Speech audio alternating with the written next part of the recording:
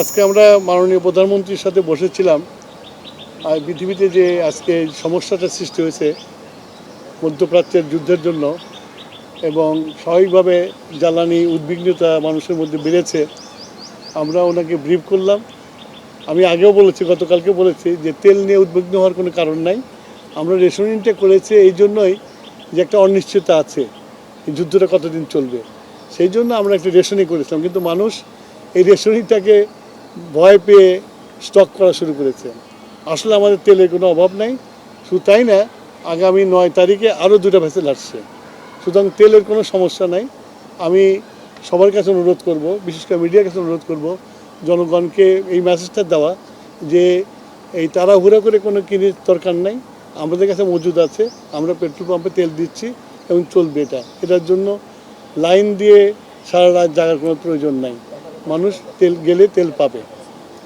একদিকে লাইন দিচ্ছে, আবার অনেক জায়গায় পাম্প, আজকে কয়েকটা পাম্পে তেল পাওয়া যায় না। তো আসলে পাম্প ম্যানেজমেন্ট কিভাবে করবে? পাম্প ম্যানেজমেন্টে আমরা তো নির্দিষ্ট পরিমাণে তেল দিচ্ছি। এখন কোনো পাম্প যদি জলদি বিক্রি করে ফেলে তারপরে তো পাবে না, তারপর পরের দিনের জন্য ওয়েট করতে হবে। সেটার জন্য আমরা মনিটর করছি, আমরা দেখব যাতে এরকম কম হয়, সেটা দেখবো আমরা। সেটা মানুষের মনের মধ্যে ঢুকতে পারবো না আমরা। আমাদের কন্ট্রোলিং যা আছে, আমরা কালকে থেকে আমরা মোবাইল কোড নামিয়ে দেবো, সব রকমের ব্যবস্থা আমরা নিয়েছি। মাননীয় মন্ত্রী, এখন যে রেশনিং করা হচ্ছে 2 লিটার করে মোটরসাইকেলে, এতে করে তো একদিন পর পরই যেতে হচ্ছে অনেক। এটা কি আর একটু বাড়ানো যায় কিনা? না, আমি তো বললাম যে আমার মজুদ আছে, কিন্তু ওই যুদ্ধ কবে থামবে কেউ তো আমরা জানি না। তা আগে থেকে আমার ঘর ঠিক করতে হবে না, সঞ্চয়টা রাখতে হবে না? সেই জন্য আমরা এই সঞ্চয়টা করছি। আমাদের আরও 2টা ভেসেল আসছে 9 তারিখে, সুতরাং আমাদের যে শর্টেজ পড়ার কোনো সুযোগ নাই।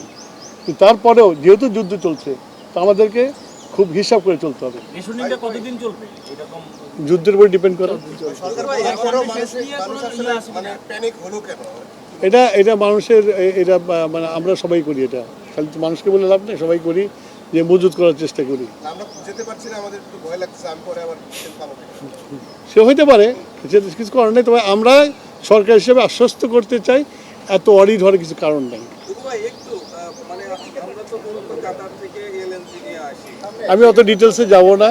আমাদের অল্টারনেটিভ, কাতার ছাড়া অল্টারনেটিভ ব্যবস্থা আছে, আমরা চেষ্টা করছি সব জায়গাতে আনার জন্য। বললাম যে আমাদের 2টা ভেসেল আসছে 9 তারিখে। আমাদের এলএনজি, এলপিজি সকল ধরনের তেলের পর্যাপ্ত মজুত রয়েছে এবং আগামী দিনগুলোতে যেন কোনো সংকট না ঘটে সে কারণে আমরা বিকল্প উৎস থেকে আমরা কাজ করছি। আমরা আপনাদের মাধ্যমে দেশবাসীকে এই অনুরোধটাই করতে চাই, আতঙ্কিত হওয়ার মতো কিছু নেই, কিন্তু বৈশ্বিক পরিস্থিতি বিবেচনায় আমরা সতর্ক হব, সকলে সচেতন থাকবো, এটুকুই আহ্বান। ধন্যবাদ। আসসালামু আলাইকুম।